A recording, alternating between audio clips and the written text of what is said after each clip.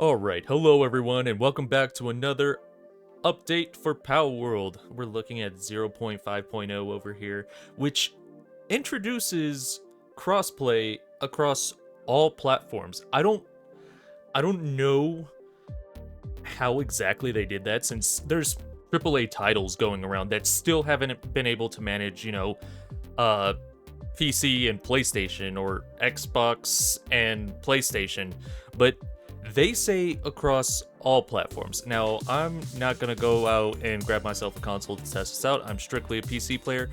But if you think that this is possible and you've actually even tested it, I mean, just let me know so that everyone knows. But looking at the new content of this update as well, we're going to be looking at the global PAL box for starters, which allows you to store PAL data in the global PAL box and transfer PALs between worlds. So if you've ever played Ark Survival, there is a similar thing where you can store your tames in an obelisk, or sometimes even in a cargo drop. Either way, this allows it so that if you transfer to a different server that even you own or someone else owns and they have allow transfers enabled, this allows you to bring those tames over to that new server so that, if you have a bond or relationship, or you got like a perfected something or other. I know I did it a lot with mutations in Ark. So if you have perfected pals in Palworld, this is unique. This is amazing because this allows it so that, like, hey, I want to start a brand new fresh game, but I want to do it a little bit easier by bringing these pals with me. See how the dynamics change. Or I perfected this pal. It's maxed out on everything over here, so I'm going to bring it with me. But now my question stems, so what if you bring that pal, but you start a brand new character? And that brand new character, obviously, is going to be level 1. Is that pal also going to be restricted to level 1? Is it going to be hindered? Is it going to fall back so that, it just levels up coinciding with you? I mean, some people will enjoy this, some people wouldn't like this. I haven't tested it myself, but I look forward to doing it. Next up is the dimensional PAL storage. So we kind of got this in the Fabric update. It's something similar, at least for the guild, because this allows it so that, you had a storage system that was transferable between all of your bases. But this one, it says, is a new storage system with 10 times the capacity of a regular PAL box. Guild members can access it and can also be used as a personal storage with private settings. So this is like a one and done. This is PAL storage, item storage combined into one, like, universal thing. This is probably obviously a high tier level configuration. It may be, it may not be. I'm looking at this blind. Obviously, I'll talk about it more in game in the following episode when I actually test these things out. But as for right now, just guesstimating with you guys, as this is the drop release of this update today. Alright, cosmetic armor system. We have transmog, people. Transmogs are in the game. If you don't know what a transmog is, well, you need to play a couple MMOs, but I'll tell you about it. It's something that very, very few survival games have done. As a matter of fact, I'm pretty sure Ark Survival and Conan are the only ones that I can think of off the top of my head, and even Ark doesn't even do it as in-depth as Conan does, which I'm pretty sure this is the way Palworld is going about it. So you can change the appearance of the armor you're wearing. Say that you don't like the high tier Hexlite or Plasteel armors because they look too bulky, but you remember back, like, you know what, I like that cloth armor look, or I liked, the PAL armor look. It still made me feel a little bit more adventurous, less bulky looking. Well, now you can change the appearance of your armor to look like whatever armor you prefer without actually changing the stats of the armor itself. And I've been asking for this for a long, long time.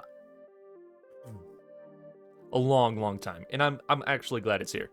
Next up is the photo mode. Accessible from PAL command wheel, hide the UI, and move the camera around to take stunning screenshots. Okay, so I've been taking all my thumbnail pictures from using the photo mode mod. So I'm also I'm gonna test out, see if they kind of integrated the same thing from the mod. But it is good that it is innately there now. And I'm glad that they just gave it to us. There's some other games out there that I won't mention that will give you this option, but as a payable DLC, which does make sense to me. I mean, it's nothing that affects gameplay. It's just, it's immersive. But either way, great addition. We're going to be seeing so many new things from the community come through, and I cannot wait to see how that goes.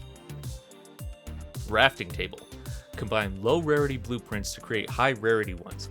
This is insanely good and also confusing for me. I get that we're probably combining the same things, like musket blueprint times 1, 4 times or 5 times, however many times it takes. But very rarely do you see the higher level tier weapons that fall short of epic or legendary. They're very, very rare to acquire at times, depending on your server settings, of course. But for someone who plays bare bones like I do for the most part, I would like to see how the rarity system coincides, and also what level on the tier list or on the level list, I guess, does the drafting table fall in, because it might be higher up along with that dimensional PAL storage, but either way, it's pretty interesting. I wonder if the global PAL box is stemming back to that, if it's going to be accessible literally just from our PAL box, or if there's going to be certain points on the map that we can access certain things. But moving on, they added dedicated servers for Mac. If that applies to you, congratulations. I don't game on a Mac because, well, I enjoy games. Specification adjustments. Buildings can now be placed even if they overlap with a PAL. So that's kind of funny. So buildings can be placed even if they overlap with a PAL. So traps is what I hear. It sounds like we can build traps for things. I mean, that's what my brain straight goes to, but it could just be, you have a big base, have a lot of pals trying to build stuff, they're in the way, you gotta pick them up, toss them, blah, blah, blah. Could be that too, but I hear traps. When connecting foundations or roofs, the connected pieces will now automatically align in the same direction.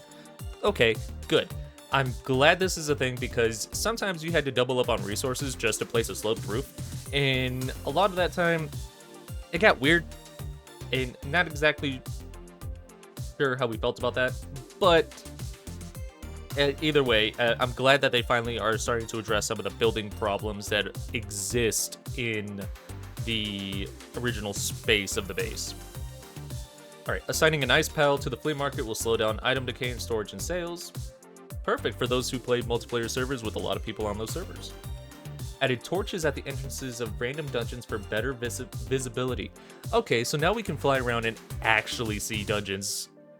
I mean, I've memorized a good bit of them on my own, but this also helps. I don't know exactly how it helps. For example, if you're at the volcano biome and you're looking for a dungeon there, which is, mid to low 40s, and all of a sudden now you can't see what's going, or you can't discern lava from a torch because there's just fire everywhere. But hopefully they change the visibility for that, or maybe they even change the color of the flames to coincide, or contrast rather, with the volcano.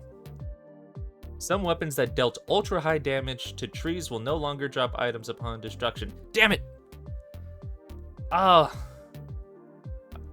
Why? I enjoyed using the katana just to bunny hop with the animation and just go through trees. But I guess it's good because it no longer makes it so that if you're fighting things, you'll just be randomly picking up stuff, and if you have void turned on, you'll just be picking up random wood and stone, and it gets annoying. So I guess in the long run, it is better, and there's better pals that help with this anyway. But that applies to you. There you go. Added new NPCs and improved NPC behavior during conversations. Okay, so they probably made it a little more lifelike, which, hey, Power to them. Nothing wrong with that. Balance adjustments. All right, here we go. The nitty gritty, the stuff that we always look forward to see what changed and how can we exploit it, or how do we play further on. Anyway, adjusted elemental chest rewards. Dog coins will always drop from these chests, and they also have a small chance of containing work suitability books. Oh, okay. That's better than just opening up one of those elemental chests and getting an organ. Existing chests in current worlds will retain old drop tables. New ones will follow the updated table. Oh, okay. So, does that mean... Okay, so you just... If you go through and you see one and it drops the old loot table, just know that when it respawns, it's going to be dropping the new stuff. Got it. Increase XP gaining from defeating the attack chopper. Increase the DPS of flamethrowers. Adjusted the default attack used by electric and dark pals when all active skills are on cooldown, making them more in line with other elements. Okay, that's good, because, you know, a lot of people don't choose to do those because there's no lasting, there's no dot damage over time as there is with, like, using a fire pal. Adjusted the... Oh, no, I already said that. Some human NPCs now have work suitability and work animations when assigned tasks at a base. Ah, good. We will no longer be getting the shaking finger emote from our merchant. But, I mean, it's possible that still will be the case. Summon raid bosses can no longer damage other bases. Okay. I mean, how close are you to someone else's base, or one of your own other bases that... I mean, I guess I did build a very, very large base where that was the instance. Okay, just know that wherever the base that the raid boss spawns at, that's just where it'll be. Added water attribute to Doomud. Doomud didn't have water? Wait, Doomud didn't have water? Really? Okay. NPC event rewards have been adjusted. To maintain fairness, all NPC conversation logs have been reset, allowing players to claim rewards again. Interesting. Alright, UI changes. Favorites have been categorized into favorite 1, 2, and 3 groups. Holding the plus or minus button in the Palworld enhancement UI will now continuously increase/decrease the values. Adding a new sorting option for Palbox, sort by work suitability level. Added a extra large text size option. Those of you out there that have poor eyesight, or, you know, are just older than some. I mean, I completely understand, I get it. Or maybe you have a computer resolution that's too big and everything else just seems really, really small. Added full screen mode for those of you that enjoy that, or wanna... I know full screen sometimes with certain GPUs help get more FPS, so there you go. Achievements, they've added several more, which... that if you're an achievement monger, that's something that you can look forward to. Bug fixes. Alright. This is the stuff that we get into, that we want to know that there's changes being done to the game and not stuff being added to kind of cushion on top. So, fix the issue where players could get launched into space while climbing. I have never had this happen to me, and I'm ashamed that I missed this. What do you mean you can be launched into space? Or you could? How? I need to look a video up for that.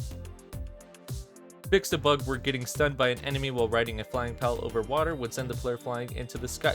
How do you guys get launched? Am I the only one that's never experienced this issue? How come you guys get to fly? You guys are out here being Icarus. Alright, fix an issue where commanding a summon pal to attack would also target the black marketeer and metal merchant. Never had that option happen before because I just choose never to fight around those guys. Fix a bug where bounty tokens were with identical passive effects did not stack properly. Okay, I see what it means. Yeah, that's pretty strange that they wouldn't stack, so you would like get one or the other, or probably the last acquired one. But either way.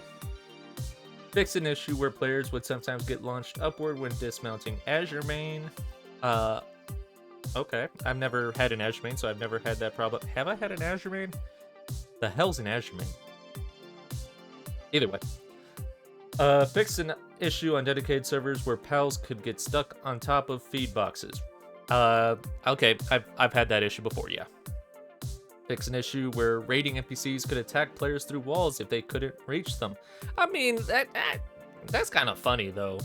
Like, you walk up to a wall and you see someone else through a wall and they just bonk you a little bit. That was funny. I mean, but good to know that what they did is they probably took the 3D collider boxes and expanded them just a little bit. So if you walk up to those things and it looks like you're not actually holding on to the wall, it could be the case.